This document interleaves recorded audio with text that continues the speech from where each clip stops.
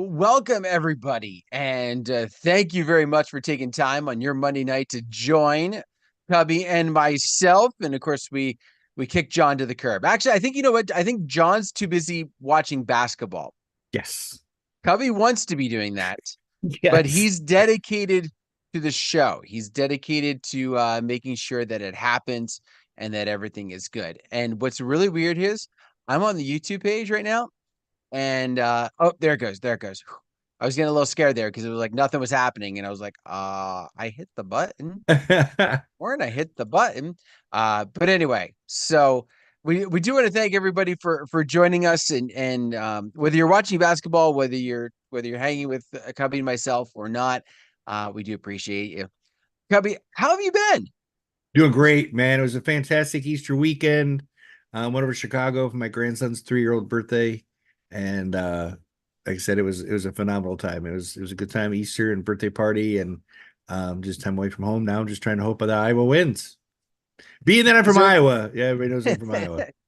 if you notice Cubby keeps going like this, his TV is like right there. So It's so in my we're gonna call him office. out every time the eyes glance off to the side. And again, Um, just yeah, like last Monday, my wife's got suckers in her mouth, trying to be quiet. She's clapping quietly, you know. oh good. Yeah, so it's a big thing here in Iowa. Caitlin Clark is a beast, and I don't think we're gonna make it much further past. If we just make it past LSU, I'd be good. South Carolina is awesome. USC is awesome. We just don't have a whole lot of height, but I just really like to like avenge your loss from last year to LSU in the championship. Now we'll talk basketball for a few moments here because everybody talks about South Carolina and yada yada yada, but it was just like the middle of last month where they about lost to somebody they should not have about lost to. I forget who it was that they played now. Um, but I remember like I just happened to be flipping and I was like, oh, like they're down and everything else. And then they came back and they did win it. I realized, okay, a win's a win, but they showed they're beatable. At least I mean they showed that they could be beatable. And we are beatable as well. I mean, I think our record is 32-4, and they play if Caitlin Clark has an off night, or if she's having an off night and the other players don't pick her up, it's a really difficult game for us. So, but South Carolina is undefeated, and they are just incredible. They got some great heights, some great shooters, and some great ballers, and I really think they're going to take it all. My heart's with Iowa, but I don't think you bet with your head, and cheer with your heart. But I don't bet either. Just so you know, I'm not one of those guys that do sports betting. But you bet with your heart, and you bet with your head and cheer with your heart. There you go. There you go. So while we're talking to that, do you think she should go to the big three or should she go WNBA? She's got a lot of money through NIL, and I mean, I suppose we're gonna be talking finances tonight, and I think once you make a lot of money, you can only make so much. You can't really spend it all, I suppose. But I don't know. Maybe go to the big three because and WNBA will always be there. Big three may or may not. It could be like an XFL league or whatever. They don't make it. But I also saw a guy from Barstool Sports offered him $10 million to play in a recreational league. The guy that owns Barstool Sports. Yeah. Yeah. Teach his own, I guess, in that aspect. I hadn't heard that one, but That's still, that was an April Fool's joke. Sorry. oh, it was. Oh, I was like, I could have believed it. I thought somebody would have. I mean, I stranger things have happened when it comes to some of that stuff, especially something like that. Like I could see them kind of messing around and Yeah. somehow pulling that together. But all right, you got me. You That got was, me on that they one. had me for a second too. Well, tonight we are going to be talking about finances, as Cubby kind of alluded to it there. And this came about. I want to give some props to Jamie Bodie. Um, Cubby, you saw this posted, and I'm going to go ahead and share this on the screen now so everybody can see it. Jamie shared this graphic, and this graphic actually comes from Dave Ramsey, and it's his philosophy, right? The 7 baby steps to basically financial freedom, right? To making the best financial decisions. These are kind of the steps that you're going, and when you found it, you shared it with John and I as like, hey, this is kind of a great idea for your business, and John's kind of gut was like, no, like that's a great personal thing. But the more we stewed on it, the more I think with a few tweaks, with a few tweaks, this could be something that we follow through with for for our DJ side. So that's Yeah, where we're going with this tonight. I think that's a dual purpose. I mean, you could apply these steps and to both your personal life as well as your business plan. And like I said, it's a great plan. It looks like it's a great lot of steps. We talked about my investments are only 10%, so I need to up mine by 5, I guess.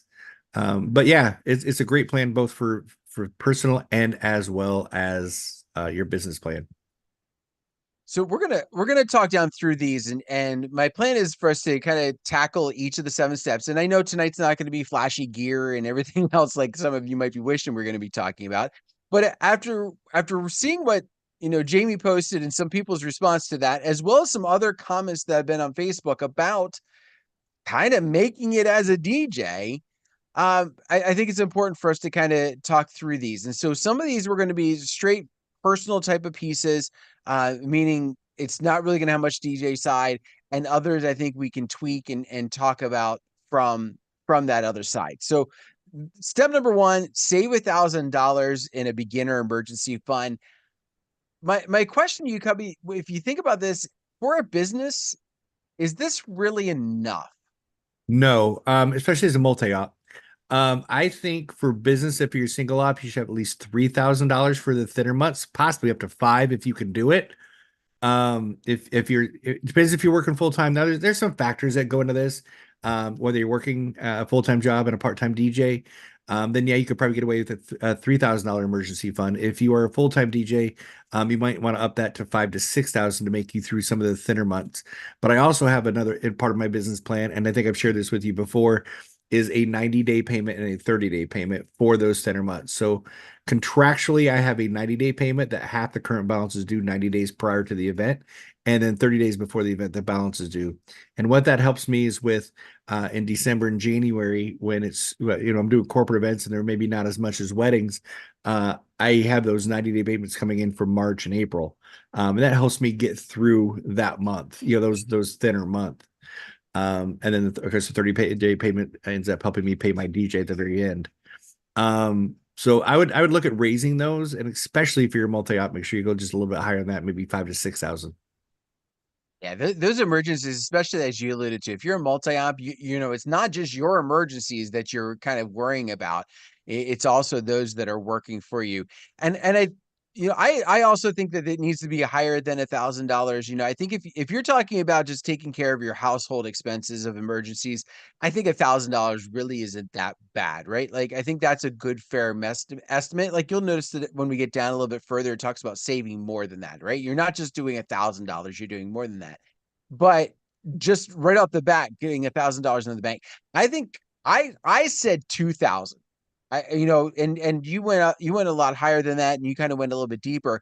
But I'm thinking like if you want to have just something until you can put all the other pieces in place, $2,000 is going to cover controller that could go down. It's going to cover a single speaker that could go down.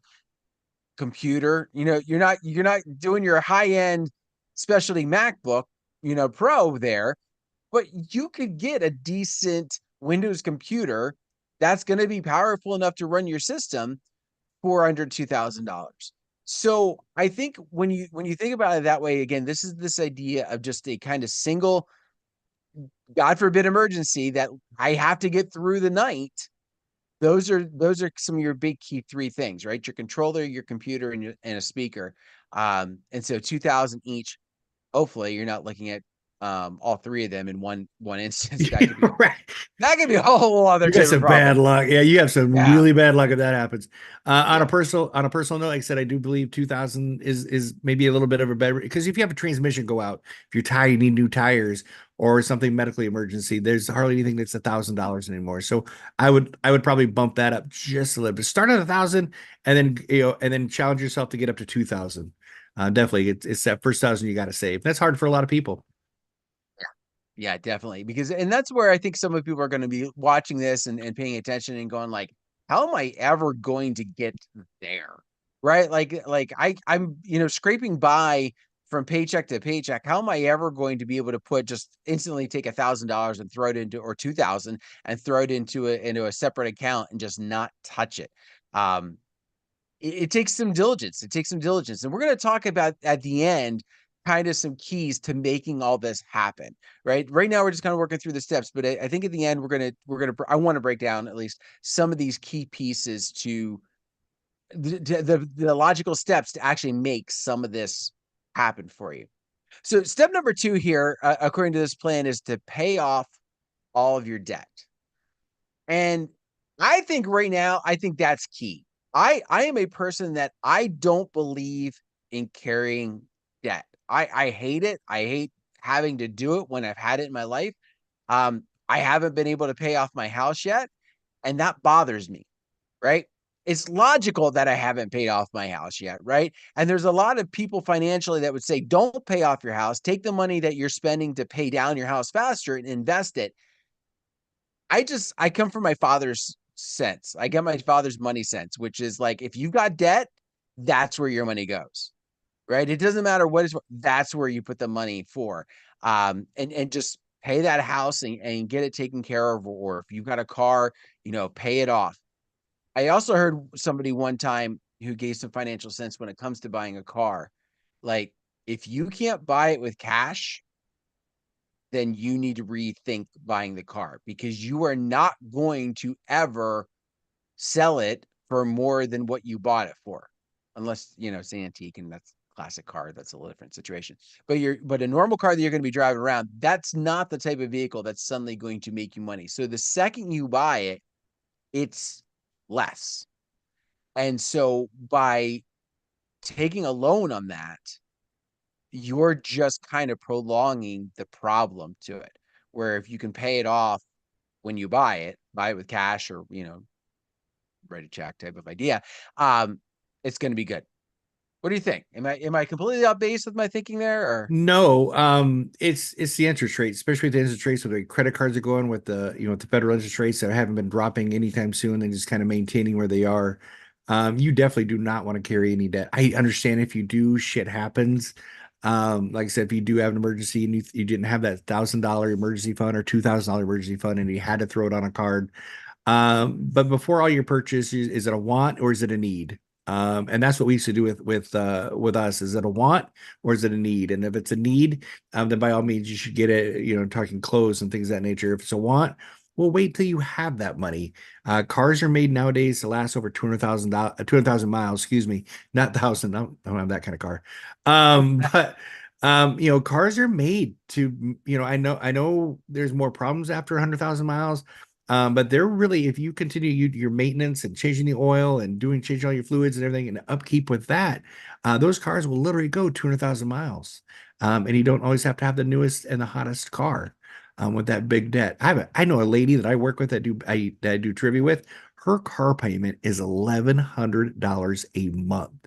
She got a brand new 2024 Tahoe, fully loaded. Literally, her payment. I was like, and what everybody thinks about is like, oh, $1,100, I can afford that. But that's now. But what's going to happen in 3 years? What if she loses her job? She's a school teacher, so I don't think she's going to lose her job. But you never know what life is going to throw at you 3 years from now. You never know what life's going to throw from you in 2 years from now. And can you pay that $1,100? I had a friend several years ago, got a brand new car, lost his job, didn't get hired for 9 months, and he had a large car payment. At the time that he got that car payment, it was easy peasy. He had a great corporate job, ended up losing that corporate job, took him a while to find a job, and that became a burden for him. And so don't think at the short term, think of what could happen to you with that payment, especially if it's a 7-year note. And I think hers was a 7-year note. Imagine that. It's crazy. Just crazy. And I think, some of that some of that bothers me from two standpoints, but that was more than my mortgage on my first house. Yep. And it's pretty darn close to the mortgage on the house I have now. Like that kind of thing, it baffles me that, I don't know. I guess I take this back in a certain instance. If you're the type of profession or whatever, and I know that's not necessarily where we're talking tonight, but if you're in the type of profession where you're driving a lot, where you're in your car a lot, like, I get the idea of having something luxurious because you're spending a lot of time in it. You want to be comfortable. You want to have the bells and whistles. But for majority of us, we're running around town. We're driving 10, 15 miles in one trip, and then that's it. Right? Like, how luxurious do you need it if it's going to put you into a debt type of situation? If it's going to put you into a situation where you're spending, because here's the other thing, right? $1,100, that's what they get you on. That's how the monthly payment is. And oh, yes, I can afford that. And oh, the car, we give you the deal off the lot, it's really this. Don't forget about that figure that's at the end that says how much it is after you've been paying on it for the entirety of that loan. And that's the one that always should be the sticker shock for you, because that's the one that's, in my viewpoint, just absolutely crazy, that you're going to be spending, 100,000, $150,000 on this car that you thought was only going to cost you like 70, which is still insane. But anyway, I digress. Yeah. So let's go to the next one, because I could talk about paying off debt all night long, just because that's the way. Yes. I don't agree with it, right? Like, I've taken out car loans. Don't get me wrong. Like, I say the idea about paying off, with cash, and I understand, like, that's a big purchase, and especially the cars prices keep going through the roof. So you may not ever be able to have enough set aside to pay it off with cash. I'm just talking ideal situations where it'd be best. So the next one kind of continues off of step one, right? So step number one again was to save that 1,000, and we said, scratch that for the DJ purposes. Let's make it 2,000. But now we're talking about saving 3 to 6 months of expenses for the emergencies. And I think this, Cubbie, was where you were talking about earlier about the $5,000 to $6,000 a month. I think this is really where this comes into play, right? Because as DJs, this is our income, right? If suddenly we go belly up, there's not a lot to pull from, right? It's not the same type of thing as, or if it's a slow month or a slow couple months, right? It's a little different. I'm going to digress for this. I'm going to go in a slightly different realm for this for just a second with you, Cubbie. Have you noticed the what I want to say, the leads that you're getting shifting a little bit? And what I mean by this is, 10 years ago, it seemed like 6 months out, 9 months out, that's when I was getting my inquiries for my weddings, right? Then 5, 6 years ago, it started moving up, and I was getting things like a year and a half sometimes. And then coming out of COVID, when people were like kind of bumping everything around because of that, I was getting it almost up to 2 years in advance. Now I'm still getting some, but I'm getting more kind of transitioning back to that year, maybe between year and 9 months. Like, I got an inquiry today for October, and I'm like, that's in 6 months of a month that's extremely booked usually. Like, have you noticed the leads are kind of shifting again? Yeah, it's weird. It's like, and also I think it's the type of personality the bride is. I mean, you got your A-type personalities that are super planners, and so they're booking and they're following other people's leads, and it's depending on who's advising them. Is it a older sister who got married during COVID that had to crunch really, so they booked farther out, so they're securing all their vendors? Are they talking to venues, and venues like, get the DJ and photographer right after the venue, because uh caterers and florists and cake ladies can do multiple events in a day, but DJs and photographers are certain personalities that book up quickly. So I find out both, but I did just book one May 3rd, which is, I mean, like, yeah, right. And so, and it was, they just weren't planners, and they're just trying to throw everything together at the last minute. I think it also, a lot of it depends on the bride, but yeah, and we're all over the place. Once again, I say this because I'm the oldest. I keep saying this over and over again. We're the oldest fish in the pond. I've been doing this in my area for 18 years. I'm sure, like, some of the other people in our industry, that like Jim Cerrone and Mike Walter, if they want Mike, they got to book Mike really far out, or Joe, or, what I'm saying? They got to book that personality really far out, or Nick Spinelli.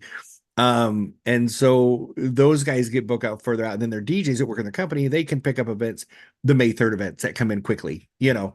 We're kind of the same way. We've got a few DJs that are super popular, and they get booked out quickly. and then we have some, that will pick up the leads that come in a little later. So we're like you, we're all over the place. Get them far out, and we get them short term as well. And one of the reasons why I kind of went there was this 3 to 6 months worth of expenses for emergencies, right? Like, so if you're typically using your retainer fees and the types of those types of payments to maybe get you through some of those winter months, right? Because as Cubbie alluded to with the 90 days out and the 30 days out that he has set up, that's great. But that still leaves December, January, depending upon what you got coming in, maybe corporate wise or otherwise, to maybe be a little bit lean. And now, if you have couples that typically would be engagement season, now kind of pushing it a little bit and waiting a little bit, now some of those lean months might become a little bit leaner just because you're used to one thing and the couples that are coming in are not doing things the same way. So I think it's important for you to have those 3 to 6 months. I'm going to go a little bit further. I'm actually going to go a little bit further. I would encourage you, because of what we just saw 4 years ago, to try and get that rather than 3 to 6 months, get it to 6 to 9 months. Yes. I mean, think about what your area did, and you could even kind of go a little bit further with this, but think about what your area did in response to COVID, where they shut down for 2 months and then open back up, and then maybe shut down for a month and then open back up, or did they stay down for 9 months? Like there's certain states that had different kind of outlooks on what they did, and those outlooks made a huge impact on our industry. And because there were, like I said, there was some of us that, like, I was shut down for March, April, May. By July, I was able to do a wedding. I want to say I even did an event the end of June, but I was able to do like June, July. I had friends of mine in other states, and I can't remember the state in particular of the friend that dealt with this. They were almost the full year. So recognizing that those expenses are going to be there. And yes, there was things that were put in place to kind of help us so that we didn't go belly up, but who knows what's down the road? Who knows what's down the road? So setting that stuff up so your business can survive through those expenses, through that non-income time period, is going to be key. And if you All did right. step two, you wouldn't have all that problem because now your emergency money you can live on because you have no step two. This is how this is Right. all working together. Exactly. Exactly. And exactly, that's key. Like the less debt you carry, the less expenses that you're going to have, right? There's going to be some expenses you just can't ignore or do away with. But if you've got debt, then that means either you're going to hand back whatever it is that you borrowed, uh, you know, purchase wise or whatever, or you're going to be struggling. So before we get to step number 4 here, I do want to kind of get a little note here. If you're watching on YouTube, or sorry, if you're watching on Facebook or you're anywhere else that this is being broadcast to, because John has it set up and I just click the button and it goes to like 30,000 places, it feels like. Make sure you're over on YouTube, youtube.com/discjockeynews. That is where I'm at. That is the chat that I'm watching. So if you're throwing it someplace else and I'm ignoring it, it's because I'm not seeing it. So if you want to chat, if you want to throw something up there, again, go to YouTube and a Disc Jockey News spot on there. Okay. So step number 4, did they win yet? Oh, come on. The We game's are over. 52 Just seconds, the 90 to game's over. 79. No, You can relax now. it is, but I still love to watch Kim Mulkey get fired up. So Oh, that's fine. You can let her get fired up. She lost. All right. So step number 4. Step number 4, and this is one that you said, that you do. Investing 15% of your income for retirement. So many people that I know, not just DJs, but in general, have no retirement plan. Their thought is, I'm going to get to 65 and I'm going to retire. Or I'm going to DJ until I'm dead. While I think that is a admirable quality to have, is that you enjoy this career so much that you want to do it until you keel over. I think it's important to recognize 2 pieces to that. One, just because you want to doesn't mean they are going to want you to. And two, who's going to take care of them?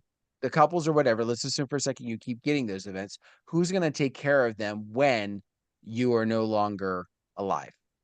Um, I just that's it's one thing I think, I struggle with number four because I haven't completed number two in my viewpoint. Right. I'm still paying off my house. So I struggle with the whole saving a certain percentage for investment in or for investing, right? I don't like playing the stock market. That's that I don't like even doing bonds necessarily. And that is just kind of a weird thing. But I would say at the very least, if you're kind of like me and you're just kind of like, I just don't like that idea. At the very least, find some high interest savings accounts. There are some high interest savings accounts that are very popular right now, that you can go to a bank, some banks, and they will offer them, and you can get 4 or 5% off a savings account without any risk whatsoever, other than putting your money in that bank. And it's protected, not going to go down. It's a guaranteed money. It's not going to give you the returns that you might get some other place. But what made you, Cubbie, what made you decide to start investing? Because even in the corporate world, it's not necessarily a given that you're going to put money into a 401k or something like that. Yeah, I didn't do 401k because that's just too far to run. I'm just kidding. Stupid joke. So, You know, and you don't have to. I appreciate your safe investing. But you can go to an Edwards Jones or any financial advisor, and they have different portfolios that you can put your money into. You can put your money into a safe return investment, which are a margin are just marginally going to go up very slowly. You can go, and this is depending on, let me backtrack a little bit. This is on depending on how old you are and how much money you want to have when you retire. So the younger you are, the earlier you start, you can maybe not invest as much as 15% or depending what you have in it. But if you go to a financial advisor, they have different packages or portfolios that you can invest in that give you a little bit more return money on than a CD or a savings account. But you're still playing the market, but there's slow returns. I mean, there's slower, and they'll move your money if something starts to go bad for you automatically. Go, hey, look, we think this is the best revenue for you. And then the mid-level one is a little bit more aggressive. And those are the ones still making good returns, but they can get volatile or lose. But you get a micro, and again, they'll pull it out. They start to see it goes down. These investors will for you. You don't have to do it on your own. You can actually go to Edward Jones or any type. That's who I use. I keep saying it over and over again. And then the last one is a very aggressive. I mean, it is stocks and bonds that are going to leap really far, then pull out. You know what I'm saying? So, but you can also lose very quickly as well. So, depending on where you're at in your investment, if you're younger, you can go the slow route, the slow and go. The small, the marginal one, or maybe do a middle one. Maybe put 50% in a small and put 50% in a marginal of whatever you're investing, so you're not going aggressive all the time and lose everything. Um, but that's where you want to talk to a professional and not me. So I just that's what I have learned through my investments is I did the slow and go because I always want to see some sort of return. And then I did the middle, which has a little bit of aggressive, but not super aggressive like the higher package, with the stocks that just jump all the time. But they will generally take care of you for doing that for you, and you can just watch it. that's helpful. That is extremely helpful. Like, make sure you're talking to them, and you don't have to just automatically go with whoever you like reach out to. That was one of the things that I think that, for lack of better terms, kind of burned me. The first group that I invested um, with my day job, I was like, well, that I need to do this. So I went up and I was like, all right, we need to sit down and we need to do this. And we did it. And then the person basically just disappeared. Like my account was still there and it was still, money going into it and it was still doing what it was supposed to do, but there was no check-in. There was no, hey, do you might want to do some more? Or where are you at now? And it was one of those things that I realized just like, okay, this was the wrong person. So we got things switched over to somebody else, and that helped. It was the same company. It was just somebody else that was like a little bit more hands-on and able to help. Because the other thing is I didn't know what I didn't know. And And that was one of the things that this type of thing can help you. But saving for retirement is a good idea, because again, at some point, what we're doing is going to run out, right? Yeah. And you may decide, now when you're 25, that listen, I'm going to do this forever. I love this job. And then you're going to get to 65 and you're going to go, you know what? It's been really fun. It's been an awesome career. But now I don't want to do it every weekend. I want to do it like once a month. I want to do it 4 times a year for people that I really, really like. I want to do it from my basement. I don't care if I get paid or not. Whatever might be the case, if you haven't set that up for retirement, you don't get to retire. You don't get to retire. And so the advice here is 15%. Again, talk to a financial planner. They will help you determine how much you really need to set aside based upon how much you want to have at the end and your age and all that kind of stuff. But that's just a general rule that they put here. Okay. Step number 5, save for college for your kids. Now, I went a different route with this because, again, this is about DJing. We're just using these tips and kind of applying it to our business. How about save for the ability to go to multi-op or to add multi-op people, right? If you're a single op, at some point along the path, you may decide that you want to be a multi-op. Cubbie, when you decide to step into that, it wasn't something you just kind of snapped your fingers and, now you had more money coming in, right? Like there's a process to make this happen. There's a financial, uphill battle, if you will, at least to get it to go the way that you want it to go. Correct? Yes. Um, so when I started out, I started realizing that I was passing on events that I was already booked for. I'm like, God, I'm just leaving money on the table. I mean, all these people want what we provide, but I just don't have enough people to get them. So that's when I started looking and finding somebody that I could trust. I probably trained him. I trained him for a year. I still do before I put him out on their first event. I just don't think it's fair to a bride to take him out to like 4 events and go, okay, here's your DJ. He only has 4 event experience. So my investment was, or my save for college, or save for my DJ company, is I provided my second system was my backup equipment. When I hired somebody, they started then using all of my backup equipment because I've always got backup equipment as we all should. A backup controller, a backup speaker, backup microphone, backup cords. We should at least have a somewhat of a second system ready to go in case something happens to our current stuff. So then when I brought in that second DJ, I scrambled to buy additional backup equipment. So then when I started having more backup equipment, and maybe they didn't get those Evolve 50s, maybe they got the Evolve ZTXs because, when I went from the ZTXs, I went to the Evolves. So then they went out and had to put them on the poles themselves, type thing. So as long as you have continued to have your backup equipment, you can always find a DJ to do it. And then when you bring that DJ in, you take that income that he's making and you buy additional backup equipment. Now, when that extra person comes along that you're ready to train, you've got a third system for him, and then you scramble again to buy backup equipment. It's a never ending circle. That's the way I did it. I'm not saying it was right. You do you, but that's what I did.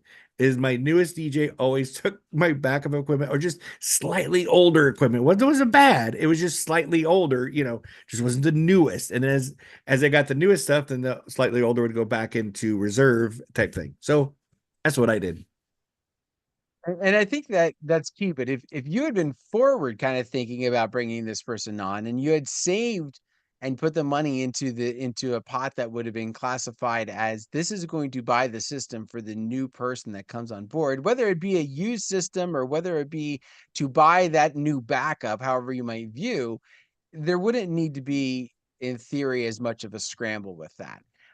So that was kind of my thought here is, okay, we're not obviously sending our kid off to college, right? It may be a DJ college of sorts, if you want to think about it that way, but just the idea of setting that money aside to be able to use for multi-op, I think it becomes key, right? Just having that ready to go should you decide to go down that route. Or, it could be what you're going to use for a new backup if for some reason you suddenly need to find yourself in that situation and you've got it there. ready to go. Also, Cubbie's even mentioned a few different times, like one of the things he's very particular about with his business is, all of his, you mentioned about using the backup. You've also said that all of your DJs that go out for weddings are using the same equipment, right? Yes. They've all got the Evolve 50s. They've all got, the Danny Mac stands. They've all got like all these pieces. So that becomes a key piece, right? If your brand is, we look this way, then you need to make sure that you've got something set aside to be able to make sure that first time that DJ goes out, it is this way. And it could be what you decide, during that training time, if you do something like Cubbie said with a year. I mean, a year might give you plenty of time to be able to set aside a little bit out of each event to get, put that extra system in place. But it's just some thoughts with that. All right. And this took a while to get to. Honestly, this does not happen overnight. I made a lot of mistakes, and it wasn't until within the last 3 years that we all got consistent, because we all had the same speakers and we all had the same different tabletops. I don't know. It's just literally been the same. Yeah, I saw you look. We won, John. I mean, Dan, I'm sorry. We won. John. I know, I'm Oh, sorry. shame on you. Anyway, so step number 6, pay off the house. I tweak this just a little bit to say pay off the warehouse. Now, keep in mind, each of these different things go into kind of steps, right? Step number 2 says pay off all the debt except the house. Step 6 is pay out the house. So the idea is, after you've mastered each of these different steps, then you get to the last one. So my thought was, though, this kind of becomes part of that eliminating the debt piece and paying off the warehouse, right? That's my kind of thought, right? Where are you storing your gear? Where are you storing what you have? Make sure, again, that you're not holding on to debt for this piece. Now, you might be renting, so that's a little different situation, obviously. But if it's something you're buying, it might be a good idea, again, to pay as much off as you can of that warehouse place. So I don't know if this applies to many of us. I don't have a warehouse. I've got a basement with a room that's like right over like I can point at my gear, right? Did you just Just trying look to up? look. Did you just try and look at my gear? I was trying to look. I That's see if fine. you're wearing It's pants kind of, too. well, that's listen, there's a reason why we do this on Zoom. Down, it's all party.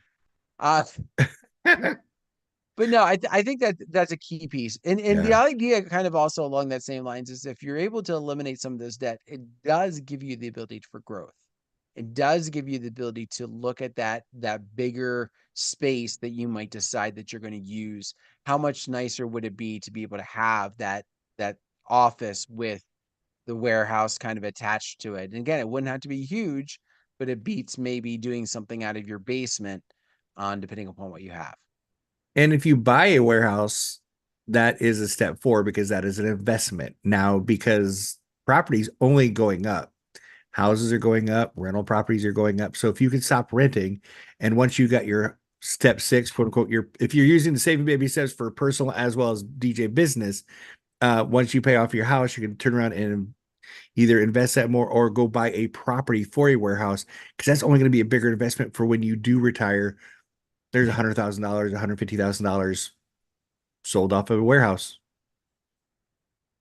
But just be careful, right? Be careful. You don't need the $1 million warehouse that's 50 million square feet, just because, like, hey, it was for sale. Why not?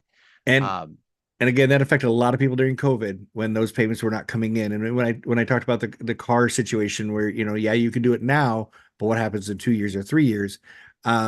Yeah, be careful of overextension. So that's why you want to make sure your personal house is maybe paid off if you use the 7 baby steps personally as well as business wise, to not overextend yourself.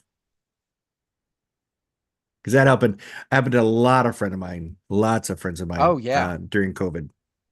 I mean, the one thing that's, for lack of better terms, kind of, and I don't want to say nice in that situation, because you never want to like lose out on something, right? But in those situations, it was not where people were living. It was where they were storing their stuff. And so you do have the ability to then turn around, hopefully, and try and sell it. But at a time where things were not moving for anything, that's, that there were certain obstacles there that may have created a problem. But in a general situation, it is an investment, and it does have the ability that if you decide that you need to get out from under it because of whatever, you can do that. So let's do step 7, and then I want to talk about some tips here. And we are almost at the end. It's kind of crazy here, but Wow. so step number 7 says build wealth and give. And I'm going to add one extra word to that, and that is back. I don't know if it's my video that played last week or if it's coming up this week. I forget, because I don't like to watch the videos that I post. I just record them and I send them to John, and he and Michael take care of them and then put them up for me. But I'm a big believer in giving back. I'm a big believer in doing what you're doing and helping others with it. And there are some people who will give back for their own reasons. And what I mean by that is, what can it make me? What can I get out of it? And I don't think that needs to be the best course of action with it. I don't think that is the best way to look at it. And I think it's really kind of selfish in the end result. But when you've mastered the first 6 or gotten as close as you possibly can, 7 really opens up the door for you, because it allows you to do a charity event. It allows you to meet with, and help a group. Saturday morning, you know what? I'm going to go and I'm going to do this event, or I'm going to give up this Saturday wedding and I'm going to do this gala for somebody else. And I'm going to do it because I believe in the cause. And I'll tell you what, when you do it because you believe in the cause, you put a lot more effort into it than you do it because, oh, another nonprofit hit me up. Well, I guess I go ahead and I'll do this one. If you believe in the cause, you're going to put more effort into it. And if you put more effort into it, those are the events that are going to turn around and you're going to get something from it. Right. I've had some DJs, they go, oh, well, I'm going to do this charity event because I think it's going to turn around and it's going to give me some events, or they're going to promise me all this publicity and it's going to give me these events. And if you go in with that mindset, it may or may not. But if you go in because you believe in the cause, you go in because you believe in what's happening, that's the ones that are going to turn around for you every time, every time. Is there anything that you do for giving back? Oh my gosh, yes. So, ever since I was a baseball mascot, I used to work with the Children's Leukemia and Lymphoma Society, and 2 times a year they have a camp. The very first camp is called Oncology Camp, and those are the kids that were strictly that may still be battling cancer, maybe not battling cancer, maybe they beat it and they're in remission. And then the second camp is Sibling Camp, and those are kids whose brothers or sisters are battling cancer. Maybe they've lost their brother or sister to cancer, but they still get to come to the camp. And they're very special weeks. They're amazing weeks. And I go in on Monday and we do bingo and trivia, and I go out through the week, and sometimes I provide all the audio support at the camp. It's a Y camp that they get. It does not cost anything for their parents to send them this camp. It is a totally free camp for their families. Um, but over the last 17 years, I've built so many friendships and kids, and done wedding of campers, and uh, yeah, believe in the cause. Believe in the cause. Awesome. Awesome. And that's the 7 steps, right? And again, I tried to turn this around in some aspects to relate to DJing, and some of it obviously was a little bit easier to do that with, and some of them may have been a bit of a stretch, and some of you are going like, what on earth was What this show did show? I tune in tonight? Yeah, exactly. Exactly. But I think it's important for us to kind of talk about this next piece. And this is we don't need the graphic for that, but how do we make any of this happen? And this is where I think is a lot of DJs fall short. They go, those are great steps, but I can't make that happen. I can't set aside $1,000 just out of nowhere. I can't save for 3 to 6 months. I'm barely able to save for a month. Like I can't do those things. And there's one or two pieces that I'm gonna suggest to you in order to make this happen. Everybody talks about, oh, you need to raise your rates, you need to raise your rates, you need to raise your rates. But I think a lot of people don't talk about the why. Or the only why you hear is because, well, you're bringing down the industry if you don't, or you're considered a low baller if you don't. And whether those things are true or not is not the point of this conversation tonight. But you need to raise your rates because you need to make an affordable living, right? If you can't save more than a month's worth of an emergency fund, then you're not treating this like a business. And maybe if that's the case, maybe this needs to become a hobby and you get a job that is a business, right? And I don't mean like you start a business, like you go work someplace and it allows you to treat this like a hobby and be a different aspect with it. But go through your expenses, figure out what they are. And this is going to be the key to kind of figuring out, like I said, raise your rates. And somebody like, well, do I do it $100? Do I do it $300? What do I need to do? Go through your expenses for a year. Figure out what that is. Okay. Take an average year of your events. Take an average, not a high, not necessarily a low. Take an average year and be honest with yourself and split those expenses among those. Now, that amount is what you need to charge to make $0. If you charge only that, you will be breaking even.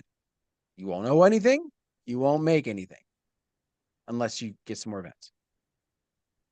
Then figure out, okay, how much do I want to make profit-wise? How much do I want to have at the end of the year for my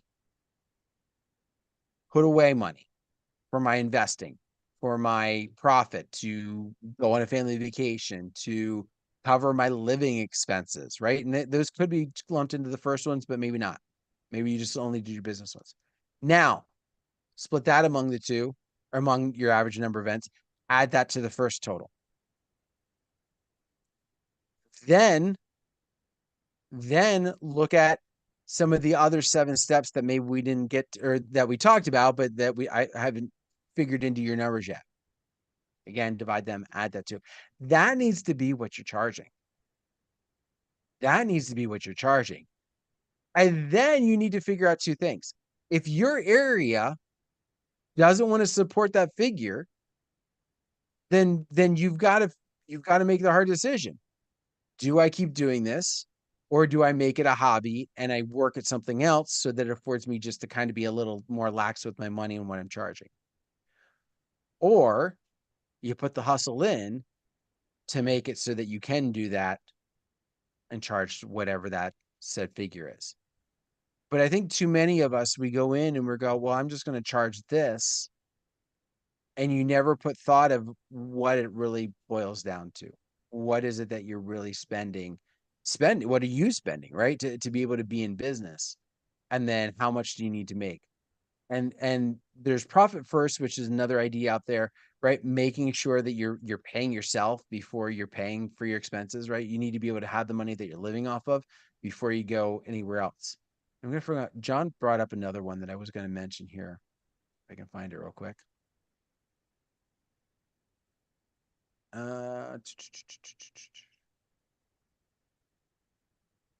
Okay, yeah. So basically, it was kind of a similar idea to the plan that I just mentioned, which, if you're doing it right and you come back and you say my expenses for each show that I do, each event that I do is $500, then you shouldn't be going out for less than $500.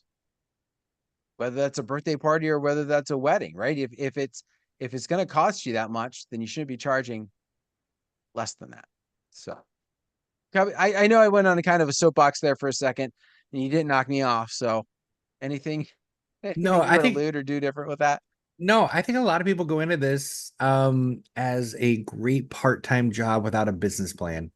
and don't realize that this is a phenomenal industry that we work in, and we're going to make people's dreams and lives happen every week. But make it a business. I'll make it. Don't do it just because, but make it a business, and you'll be successful. Nice. All right. Well, we are at that time already. It is Dang. crazy to see. It is crazy to say for sure. But coming up next, do want to let you know Hanging with Howie is going to be on at djntv.com/chill. That is where you're going to want to go and head over to. Howie and the gang will be chatting. I don't know what their topic is tonight, but make sure that you kind of go and you can watch and see what they're doing. And then when they're done, they'll turn off the recording and you can join in and just kind of hang out. It's that hallway talk type of philosophy going on. Then on Tuesday night, we have Michael Schaefer of 732 Events and Design will be on with Big Daddy on the Big Daddy Show at 9 o'clock. Then we've got Optimizing Your Wedding Dance Floor Lighting Game, which is going to be on Tuesday night with Ben Stowe at 9:30. And then 10 o'clock, back again in the chill room, will be the Tuesday night music show. And then Wednesday night here on the YouTube channel will be the airing of tonight's Hanging with Howie and tomorrow night's Tuesday night music show. So that is what's coming up. That is what you have to look forward to. That's the places you need to be. That is what you're going to have. And make sure anytime you get an opportunity, please like, subscribe, share, all that good stuff. It helps us out. So anything else you want to add for tonight or in general, Cubbie? Other than No, go Iowa. go Hawks. Yeah. I beat you to it. Sorry, I didn't mean to steal your thunder on that one.